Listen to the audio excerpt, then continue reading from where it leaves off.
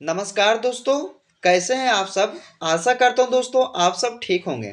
तो चलिए दोस्तों, आज के इस जीके की क्लास में हमने आपके लिए टॉप 50 ऐसे क्वेश्चन लेके आए हैं दोस्तों, जो सभी एग्जाम के लिए काफ़ी इंपॉर्टेंट रहेगा दोस्तों वर्तमान समय के लिए। तो आप लोग जो है इस वीडियो को पूरा देखिएगा। तो चलिए बिना विलंब किए हुए इस वीडियो को शुरू करते हैं। तो दोस्तों, आज का हमारा पहला क्वेश्चन है कि हाथी सिंह मंदिर कहाँ स्थित है दोस्तों। अगर किसी भी क्वेश्चन का आंसर आप लोग पहले से जानते होंगे दोस्तों, तो नीचे कमेंट बॉक्स में जरूर बताइएगा। तो हाथी सिंह मंदिर कहाँ है, तो याद रखना दोस्तों, अहमदाबाद शहर में। यानी कि डी इसका राइट आंसर होगा, पहले क्वेश्चन का राइट आंसर। अगले क्वेश्चन देखिएगा दोस्तों आप सब, कि टावर ऑफ साइलेंस कहाँ स्थित है। तो बताइएगा दोस्तों कि टावर ऑफ साइलेंस कहाँ स्थित है। तो ये पूना शहर में है, यानी कि दूसरे क्वेश्चन का राइट आंसर इसका ए हो जाएगा।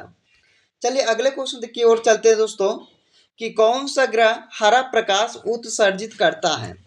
दोस्तों, कौन सा ऐसा ग्रह है जो हरा प्रकाश जो है दोस्तों उत्सर्जित करते हैं। तो याद रखना है वरुण ग्रह, यानी कि सी इसका राइट आंसर होगा, तीसरे क्वेश्चन का राइट आंसर। चलिए अगले क्वेश्चन की ओर चलते हैं दोस्तों। तो अगले प्रश्न में पूछा है आपसे कि सबसे अधिक विद्युत ऋणात्मक तत्व क्या है। दोस्तों, सारे क्वेश्चन जो है काफ़ी इंपॉर्टेंट है, तो आप लोग जो है इस वीडियो को पूरा देखकर ही जाइएगा दोस्तों। और वीडियो पसंद आए तो लाइक कीजिएगा, दोस्तों के यहाँ ज़्यादा से ज़्यादा इस वीडियो को शेयर कीजिएगा। तो चलिए, सबसे अधिक विद्युत ऋणात्मक तत्व क्या है दोस्तों। तो फ्लोरीन इसका राइट आंसर होगा, यानी कि डी इसका राइट आंसर हो जाएगा। चलिए अगले क्वेश्चन देखते हैं, कि दवा बनाने में कौन सा काम आता है। तो दोस्तों, दवा बनाने में कौन सा अम्ल जो है काम आता है दोस्तों। तो बेंजोइक अम्ल जो है ये दवा बनाने के लिए काम आता है। अगले क्वेश्चन देखिएगा, कि सिरका को लैटिन भाषा में क्या कहा जाता है। सिरका को लैटिन भाषा में क्या कहा जाता है दोस्तों। तो क्या कहा जाता है, याद रखना है एसिटम। एसिटम में दोस्तों ये सिरका को ये लैटिन भाषा में कहा जाता है एसिटम, याद रखना, इसका ए राइट आंसर हो जाएगा। चलिए अगले क्वेश्चन देखते हैं दोस्तों। 7 नंबर क्वेश्चन है आपका, कि टमाटर सॉस में क्या पाया जाता है। तो बताइए दोस्तों आप सब, कि टमाटर सॉस में क्या पाया जाता है। तो एसिटिक अम्ल पाया जाता है, यानी कि 7 नंबर क्वेश्चन का सही आंसर इसका भी हो जाएगा। चलिए अगले क्वेश्चन देखते हैं, कि भारत में मीथेन का एक बड़ा स्रोत क्या है। दोस्तों, भारत में मीथेन का एक बड़ा स्रोत है धान की खेती, यानी कि इस क्वेश्चन का राइट आंसर, यानी कि सही उत्तर दोस्तों इसका ए हो जाएगा। चलिए अगले क्वेश्चन देखते हैं, पेट्रोलियम से प्राप्त होने वाला मोम क्या है। दोस्तों, पेट्रोलियम से प्राप्त होने वाला मोम क्या कहलाता है। तो पैराफिन कहलाता है, यानी कि 9वें क्वेश्चन का राइट आंसर दोस्तों इसका ऑप्शन बी हो जाएगा। चलिए अगले क्वेश्चन देखते हैं, काली मिट्टी किस फसल के लिए उपयुक्त मानी जाती है। तो बताइए दोस्तों आप सब, कि काली मिट्टी जो है वो किस फसल के उपयुक्त है। तो ये कपास के लिए उपयुक्त माना जाता है दोस्तों काली मिट्टी, याद रखना 10 नंबर क्वेश्चन का सही आंसर इसका सी हो जाएगा। चलिए अगले क्वेश्चन देखते हैं, कि भारतीय सेना का नया आधार गीत क्या है दोस्तों। काफी इंपॉर्टेंट क्वेश्चन है, इसे आप लोग याद रखिएगा ही रखिएगा दोस्तों, काफी इंपॉर्टेंट क्वेश्चन है। ओके, तो चलिए 11 नंबर क्वेश्चन में पूछा है कि भारतीय सेना का नया आधार गीत क्या है दोस्तों। तो मेरा भारत महान, यानी कि 20 का राइट आंसर हो जाएगा। अगले क्वेश्चन देखिएगा, कि अमरनाथ गुफा किस राज्य में अवस्थित है दोस्तों। तो अमरनाथ गुफा जो है ये दोस्तों जम्मू कश्मीर राज्य में स्थित है, यानी कि डी इसका राइट आंसर होगा दोस्तों 12 नंबर क्वेश्चन का। चलिए अगले क्वेश्चन देखते हैं, कि कौन सी रंग सभी रंगों को अवशोषित कर लेती है। तो दोस्तों बताइएगा कि कौन सा ऐसा रंग है जो सभी रंगों को अपनी ओर अवशोषित करता है दोस्तों। तो ये काला रंग जो है अपनी ओर ये जो है अवशोषित कर लेता है। अगले क्वेश्चन देखिएगा, कि आंख का रंग किस पर निर्भर करता है। दोस्तों, आंख का जो रंग है वो निर्भर करता है आइरिस के रंग पर। किस पर दोस्तों, आइरिस के रंग पर। अगले क्वेश्चन देखिएगा, उत्तरी गोलार्ध में सबसे बड़ा दिन कब होता है।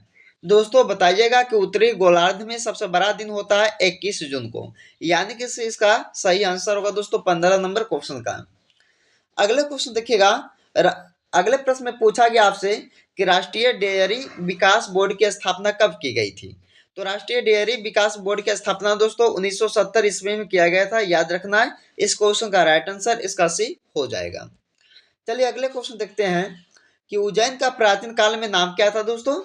तो नाम क्या था उज्जैन का प्राचीन काल में? तो अवंतिका, यानी कि 20 का राइट आंसर होगा दोस्तों ये 17 नंबर क्वेश्चन का। चलिए अगले क्वेश्चन देखते हैं, सिल्क मार्ग किसने आरंभ कराया था? दोस्तों सिल्क मार्ग को किसने आरंभ कराया था? तो कनिष्क ने कराया था, यानी कि डी इसका राइट आंसर होगा 18 नंबर क्वेश्चन का। दोस्तों जितने भी क्वेश्चन इस वीडियो में आप सभी देख रहे हैं दोस्तों, ये सारे क्वेश्चन जो है आपके एग्जाम्स के लेवल की क्वेश्चन है। तो आप लोग जो है इस वीडियो को शुरू से लेकर अंत तक एक बार कंप्लीट देखिएगा। और दोस्तों वीडियो पसंद आए तो लाइक कीजिएगा, दोस्तों के यहाँ ज़्यादा से ज़्यादा इस वीडियो को शेयर कीजिएगा दोस्तों। और अभी तक इस वीडियो को लाइक नहीं किया तो फटाफट इस वीडियो को लाइक कीजिएगा।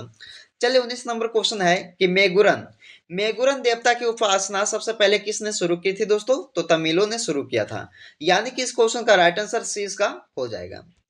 चलिए अगले क्वेश्चन है, अगले क्वेश्चन पूछा गया दोस्तों जो कि वीवीआई क्वेश्चन है, इसे आप लोगों को दोस्तों याद रखना होगा। ओके, तो हाइडिया स्पीच का युद्ध किस नदी पर हुआ था? तो दोस्तों याद रखना है कि हाइडिया स्पीच का जो युद्ध हुआ था वो किस नदी के किनारे हुआ था दोस्तों? तो ये झेलम नदी के किनारे हुआ था। अगले क्वेश्चन देखिएगा, जैन धर्म में पूर्ण ज्ञान का अर्थ क्या है? दोस्तों जैन धर्म में पूर्ण ज्ञान का अर्थ क्या होता है? तो याद रखना है कैवल्य, यानी कि इसका राइट आंसर होगा 21 नंबर क्वेश्चन का।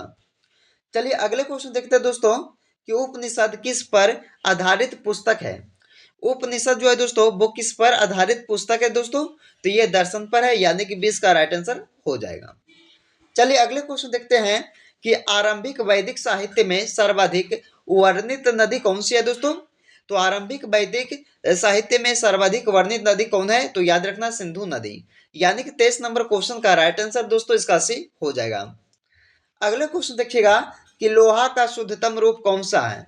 लोहा का शुद्धतम रूप कौन सा है दोस्तों? तो पिटवा लोहा, यानी कि इसका राइट आंसर होगा दोस्तों 24 नंबर क्वेश्चन का राइट आंसर पिटवा लोहा जो है ये लोहा का शुद्धतम रूप कहलाता है।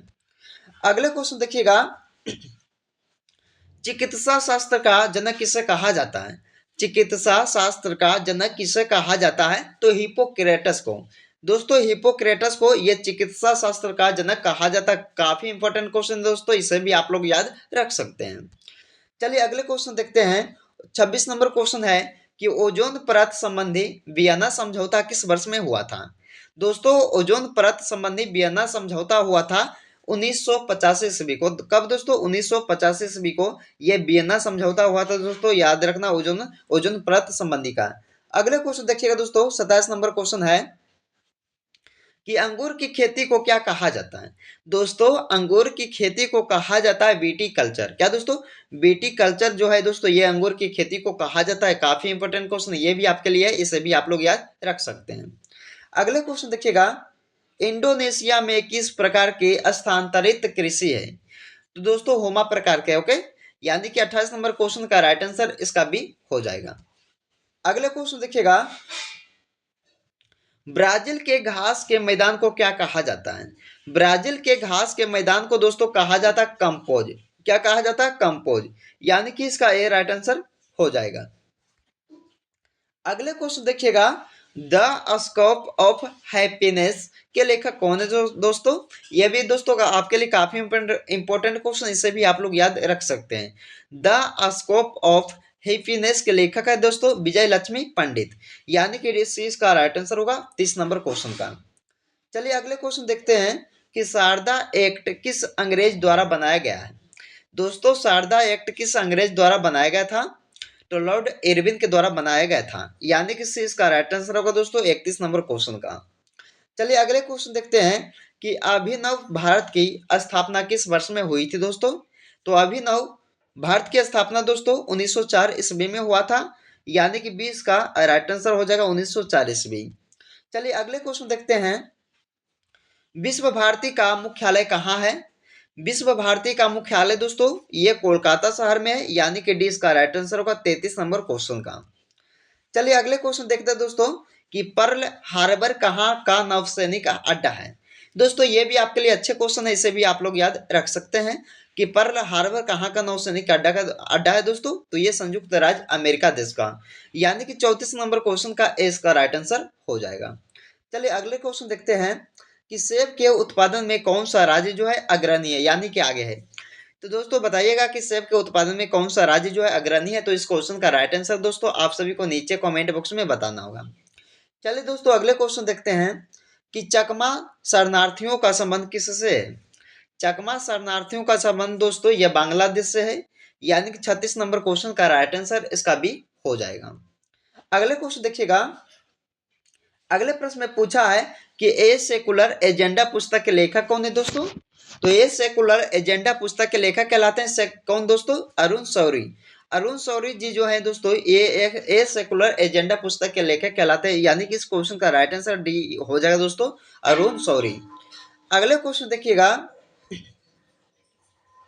फूलों की घाटी किस राज्य में स्थित है। फूलों की घाटी किस राज्य में स्थित है दोस्तों, तो ये उत्तराखंड राज्य में। 38 नंबर क्वेश्चन का राइट आंसर इसका ए हो जाएगा। चलिए अगले क्वेश्चन देखते हैं दोस्तों, दल बदल विरोधी कानून कब पारित किया गया था।